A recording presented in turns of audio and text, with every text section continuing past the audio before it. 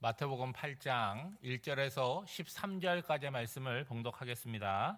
예수께서 산에서 내려오시니 수많은 무리가 따르니라. 한 나병 환자가 나와 절하며 이르되 주여 원하시면 저를 깨끗하게 하실 수 있나이다 하거늘 예수께서 손을 내밀어 그에게 대시며 이르시되 내가 원하노니 깨끗함을 받으라 하시니 즉시 그의 나병이 깨끗하여진지라. 예수께서 이르시되 삼가 아무에게도 이르지 말고 다만 가서 제사장에게 내 몸을 보이고 모세가 명한 예물을 드려 그들에게 입증하라 하시니라. 예수께서 가버나움에 들어가시니 한 백부장이 나와 간구하여 이르되 주여 내 하인이 중풍병으로 집에 누워 몹시 괴로워하나이다. 이르시되 내가 가서 고쳐주리라. 백부장이 대답하여 이르되 주여 내 집에 들어오심을 나는 감당하지 못하겠사오니 다만 말씀으로만 하옵소서. 그리하면 내 하인이 낫게 싸움나이다. 나도 남의 수하에 있는 사람이요 내 아래에도 군사가 있으니 이더러 가라 하면 가고 저더러 오라 하면 오고 내 종도로 이것을 하라 하면 하나이다. 예수께서 들으시고 놀랍게 여겨 따르는 자들에게 이르시되 내가 진실로 너에게 이르노니 이스라엘 중 아무에게도 이만한 믿음을 보지 못하였노라. 또 너에게 이르노니 동서로부터 많은 사람이 이르러 아브라함과 이삭과 야곱과 함께 천국에 앉으려니와 그 나라에 본 자손들은 바깥 어두운 데 쫓겨나 거기서 울며 이를 갈게 되리라. 예수께서 백부장에게 이르시되 가라 내 믿은 대로 될지어다 하시니 그 즉시 하인이 나으니라. 아멘. 예수님께서 산 위에서 제자들을 가르치시고 오늘 본문에 보시면 산 아래로 내려오십니다. 산 위는 말씀을 듣고 은혜를 받는 자리라고 한다면 산 아래는 그 받은 말씀과 은혜를 구체적으로 실천하는 자리라고 할 수 있겠죠. 여러분, 산 위에는요 예수님과 제자들만 있었습니다. 근데 산 아래 내려오니까 수많은 무리들이 기다리고 있어요.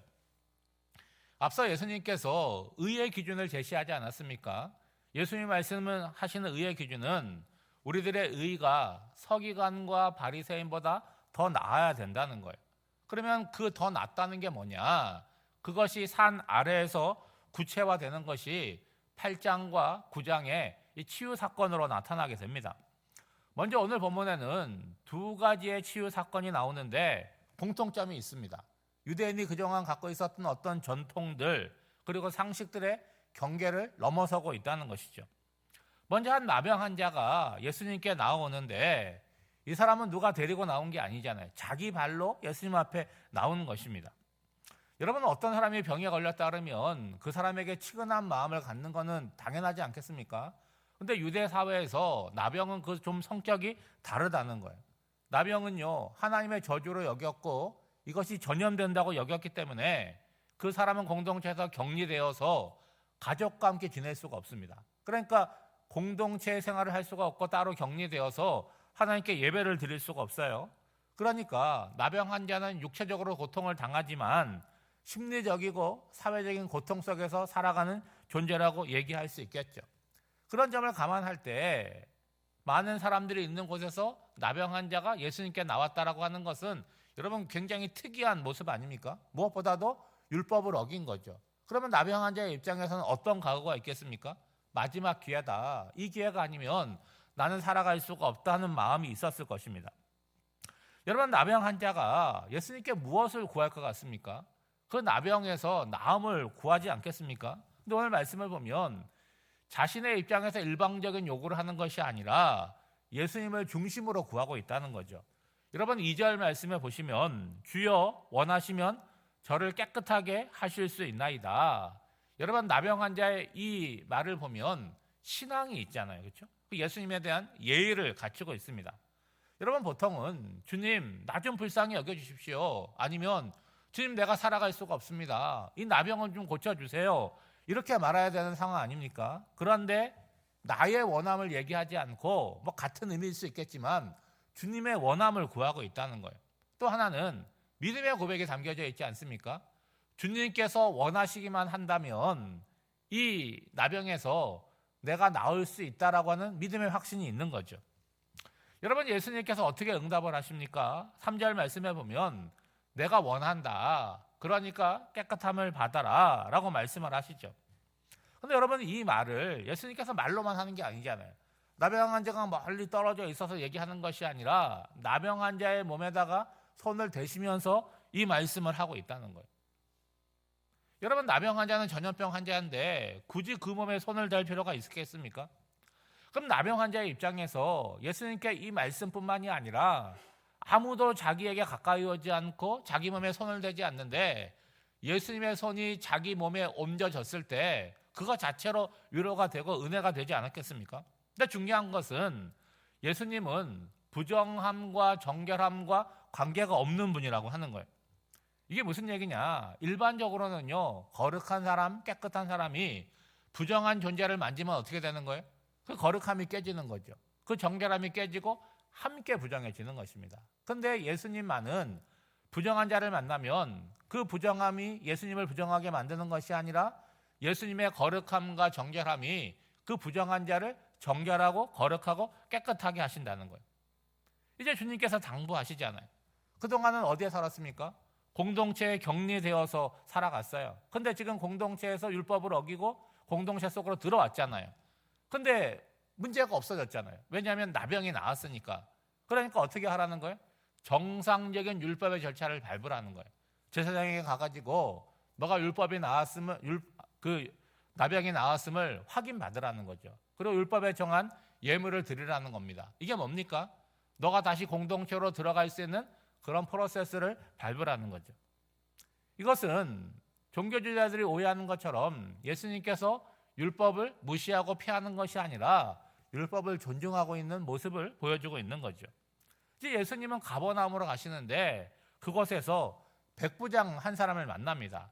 여러분, 이 백부장은 로마 사람이에요. 다시 말하면 유대인이 아니라 이방인이라고 하는 거죠. 근데 이 사람은요, 자기 문제가 아니라 중풍병에 걸린 자기 종의 문제를 갖고 예수님께 나아온 것입니다. 여러분, 앞서 공동체에 격리되었던 나병 환자가 예수님께 나온 것도 대단하지 않습니까? 그런데 이방인이에요. 자기 문제도 아닌 종의 문제를 가지고 예수님께 나왔다라고 하는 것은 그만큼 놀라운 일이라는 거예요. 여러분, 우리는 이 백부장이 누군지 모르잖아요. 그렇죠? 그렇지만 이 한 가지 사건, 자기 종의 연약함의 문제를 갖고 예수님께 직접 나왔다? 이것만으로도 이 사람은 꽤 괜찮은 사람이고 훌륭한 사람이라는 판단을 할 수가 있겠죠. 여러분, 예수님께 이 백부장의 요구를 좋게 받아주셨습니다. 그리고 그의 강구대로 그러면 가자.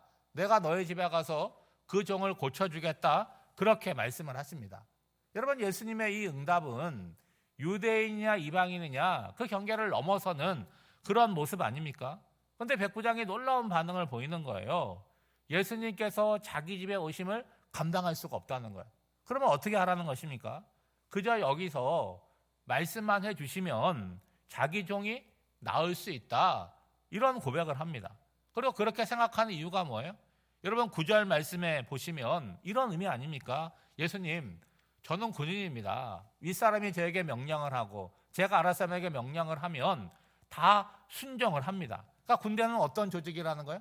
명령체계라고 하는 거예요. 그러니까 그것을 예수님과 자신의 관계, 그리고 예수님의 능력과 자기 종의 질병에 대한 관계에 적용을 시키는 거죠. 여러분, 상관과 부하, 주인과 종의 관계나 예수님과 질병의 관계가 이와 같은 원리에 있다라고 이 백부장은 생각을 하는 거예요.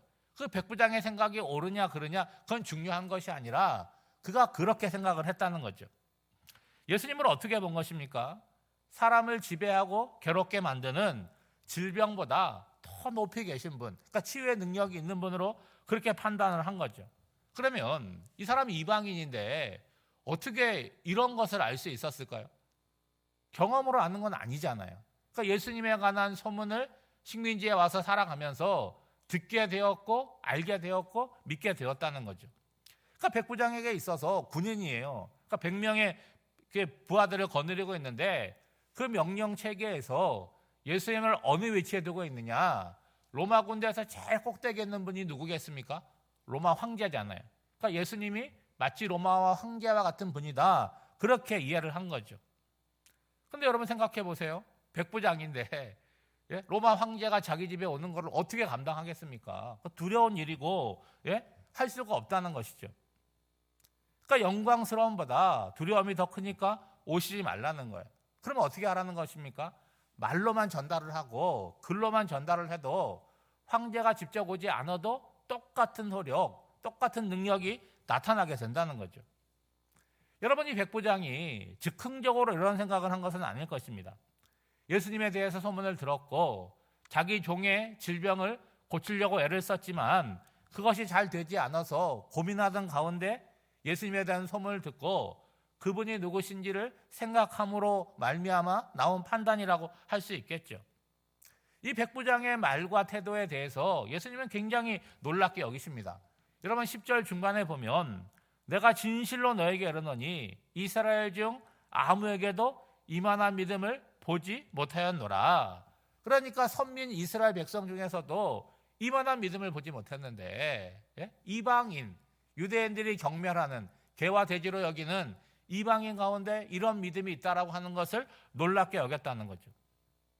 여러분, 백부장의 믿음이 말하는 바가 뭡니까? 구원이라고 하는 것은 선민인 이스라엘 백성들에게만 국한된 폐쇄적인 것이 아니라는 거예요. 이방인을 포함한 모든 인류에게 구원이 열려 있다는 거예요.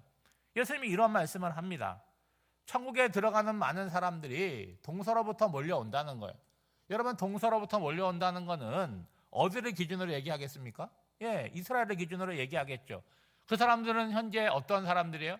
이방인들이잖아요. 그렇죠? 그런데 문제는 뭐냐? 선민 이스라엘은 천국에 들어가지 못하고 어두운 곳에 쫓겨나서 울면서 일을 간다는 거예요. 여러분, 이런 표현이 어디에 나옵니까? 달란트 비유에서 한 달란트 받았던 종의 모습이 나오고 있지 않습니까? 주님은 백부장에게 말씀하십니다. 내 믿은 대로 될지어다.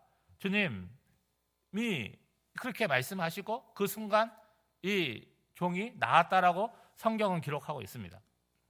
사랑하는 여러분, 나병 환자는 유대인이고 질병 가운데 있지만 공동체에 소속될 수 없는 사람이었잖아요. 근데 직접 나왔습니다. 백부장의 종은요, 자기가 나갈 수 없으니까 백부장이 대신 나왔어요. 여러분, 상황이 다르지만 공통점은 뭡니까? 둘 다 예수님으로부터 치유함을 받았다는 거예요.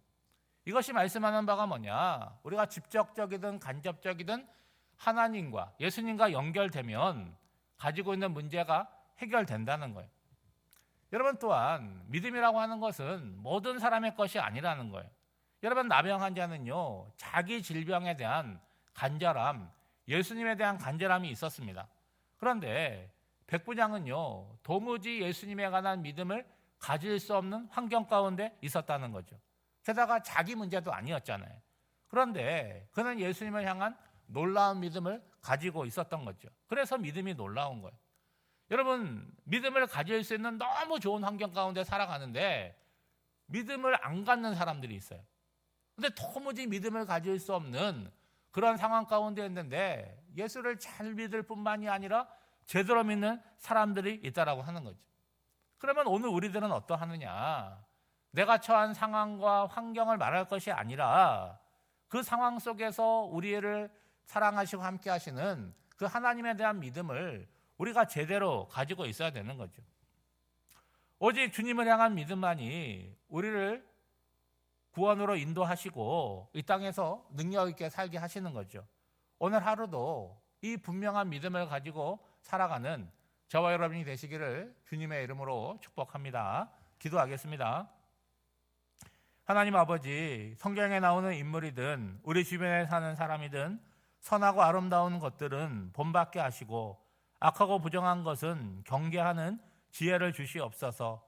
오늘을 살아가면서 예수님을 중심에 두게 하사 모든 것을 신앙적으로 판단하는 결단을 주옵소서. 주님은 누구든지 주를 찾는 자를 만나 주시고 구하는 자에게 주시는 분임을 알게 하사 믿음을 가지고 살아가게 하옵소서. 우리들도 사람을 구별하거나 차별하지 않고 주님의 마음으로 모두를 긍휼히 여기고 존중하게 하옵소서. 장례를 당한 가정이 있습니다. 다시 만남과 부활의 소망으로 위로하여 주시고 그 장래가 주님의 위로하심과 은혜 가운데 잘 치루어질 수 있도록 주님 인도하여 주시옵소서. 사랑하는 성도들, 오늘도 각자의 삶의 자리에서 살아갈 때에 함께 하시고 도와주시는 주님과 동행하는 복된 한 날이 되기를 간절히 바라오며 이 모든 간구를 예수님의 이름으로 기도하옵나이다. 아멘.